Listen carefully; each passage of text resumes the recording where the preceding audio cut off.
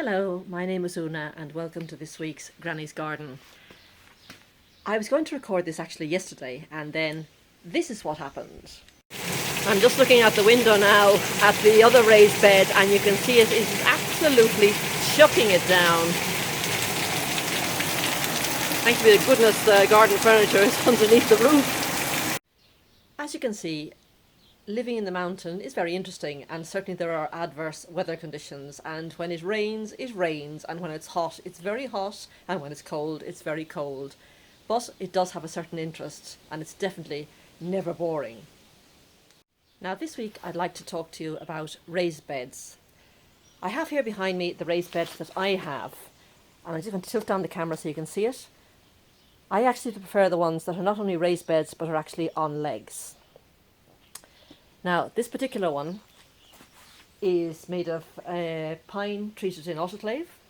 It's 120 centimetres by 80 and by 80. That's about 4 foot by over 2.5 by over 2.5 feet. Now, the reason I like the fact that it's on legs is that it's not solid. You can actually get your feet underneath it, which means you can get your body right up to it.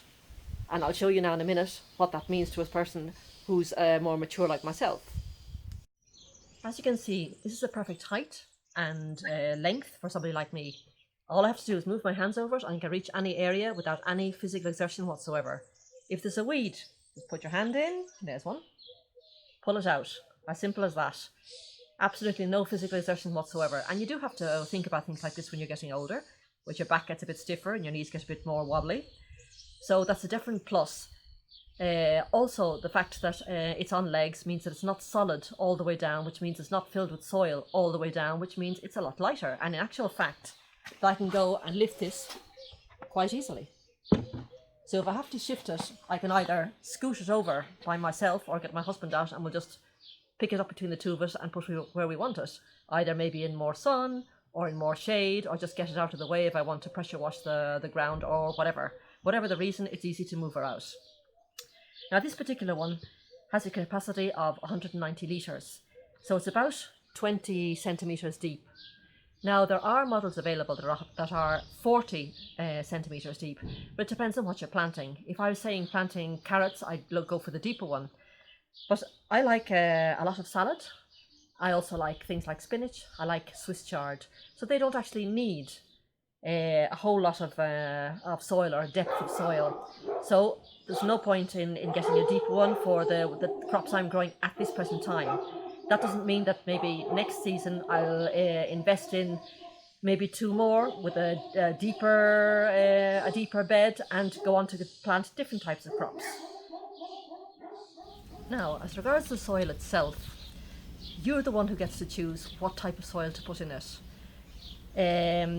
If you are fond of acid type plants like azaleas, well, fill it up with acid soil and plant to your heart's content all the acid plants that you want. You don't have to depend on what type of soil you have in the landscape. Also, again, thinking of people like myself, raised beds in general, you don't need to till them. Now this had, as you've seen from the video, had quite a hammering of rain yesterday, and yet there's no compaction. It's still nice and fluffy. No puddles, excellent drainage. It's gone straight through, but it's gone straight through without taking the soil with it. So there was no erosion. The cloth that they give, the little bag cloth that comes with it, is permeable. It lets the water go through with ease, but no soil goes through.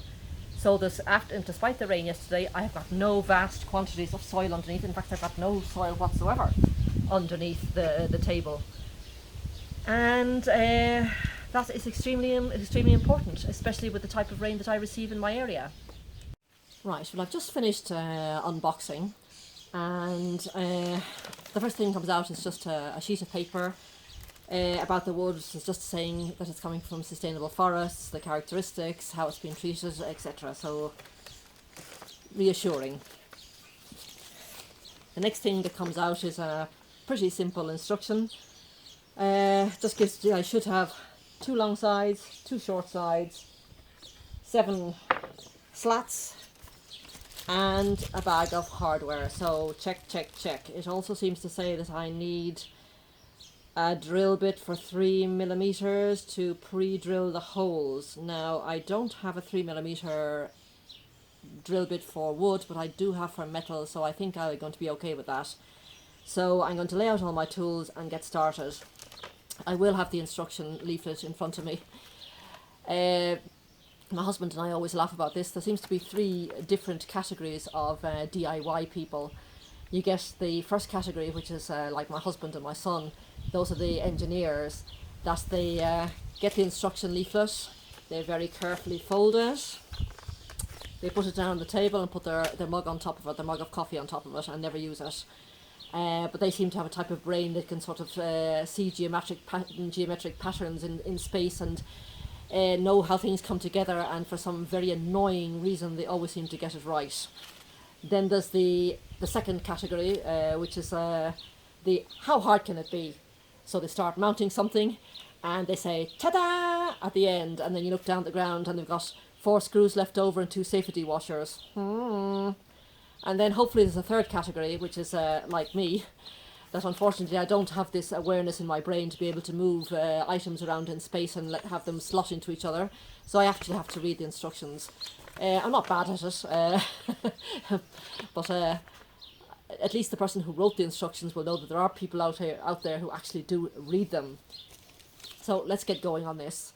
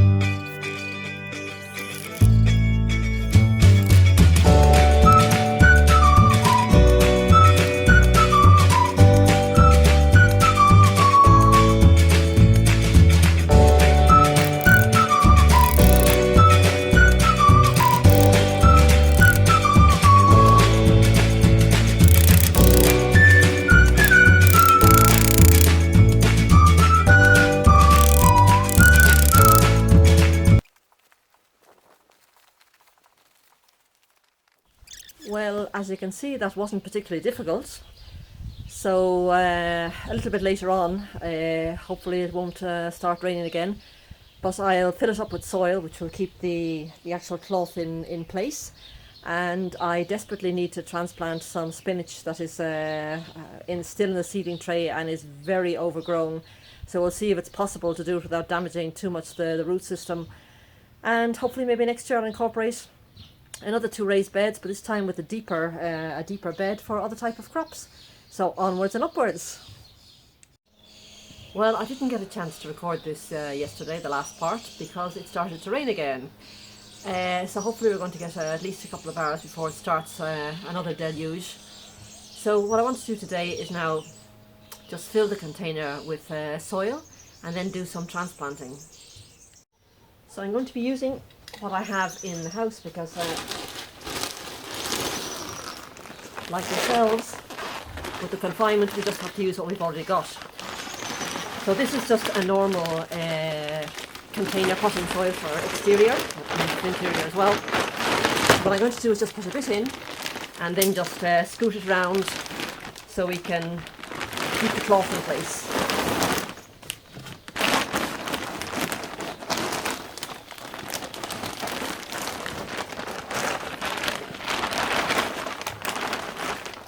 Okay, just going to hold the cloth now in place like this.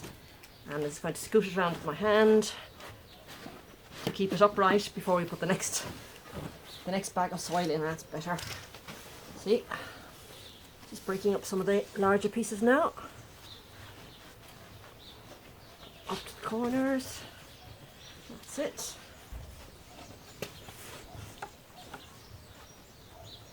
Okay. So, put another bag in.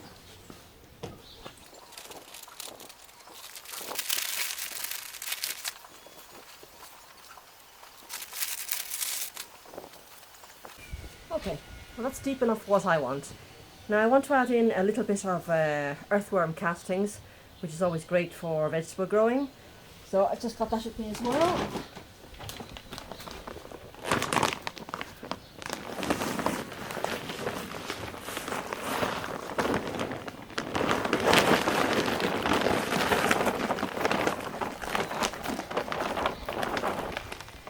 I'm just going to blend that in as well. First of all, spread it out, and then blend it in with my hands. That's it. Mix it all in together.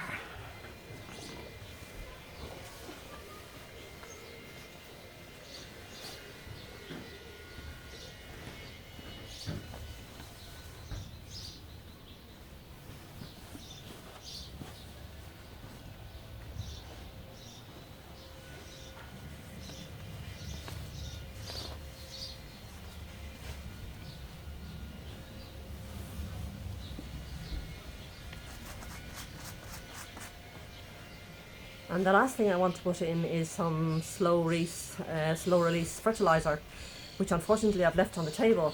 So hang on, I'll be back in just a second. Okay, well I've got the fertilizer. This usually comes in a box, and because once the packet's opened it can spill out all over the place. I have these little plastic things that I bought in a bazaar. I've got 2 of them, so very handy.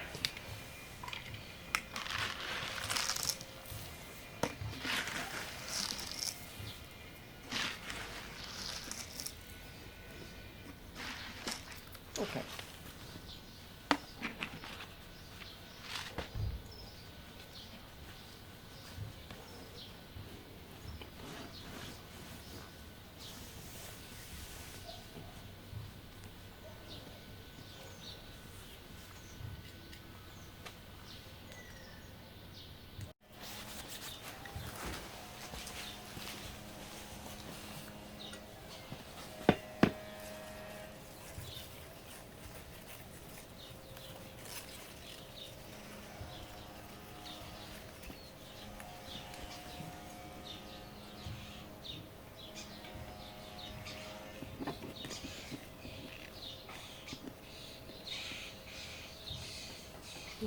There's one plant coming up.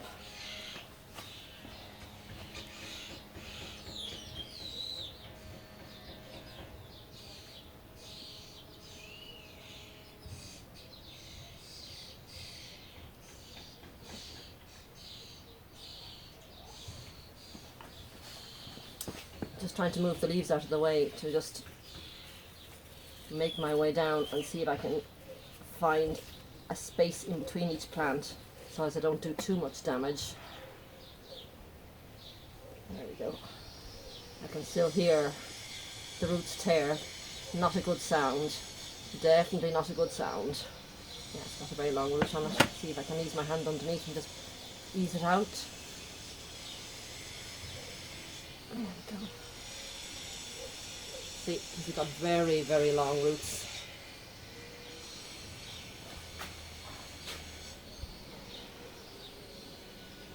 Now there should be about, you should leave about 40 centimetres between each plant, which in actual fact will probably only leave you 3 per row. But the fact that I don't actually remove the entire plant, but I'm always harvesting the outside leaves, the plant never gets to its full height or width. So if you're going to go my way and just keep harvesting the outer leaves, well then leave less space in between. It's not necessary to have this 40 centimetre spacing.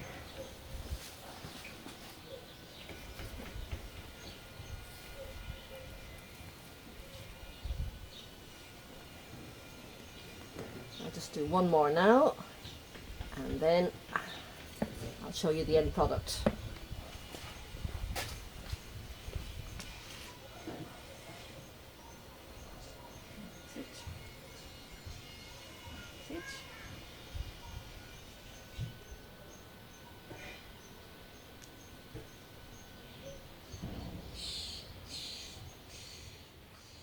Now I have here my seed box. So what I'm going to do is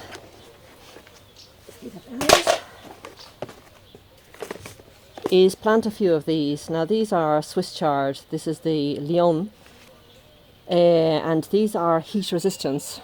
So they are definitely ones for planting and withstanding the summer. So I'm just going to take a few in my hands now and plant.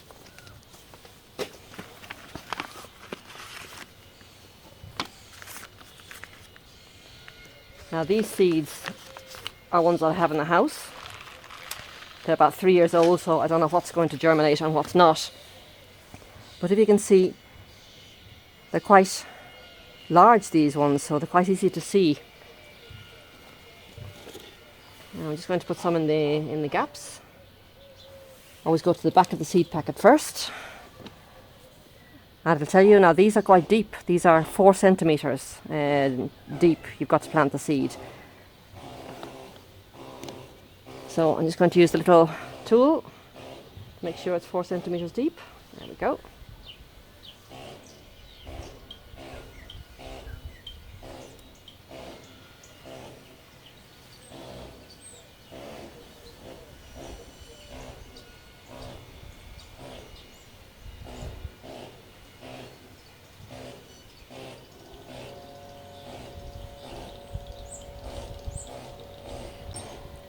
Okay.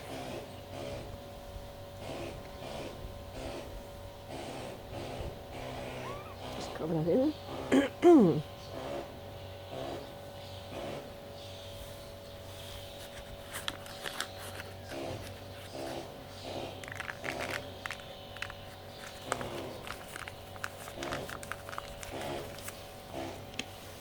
Put this back in its box.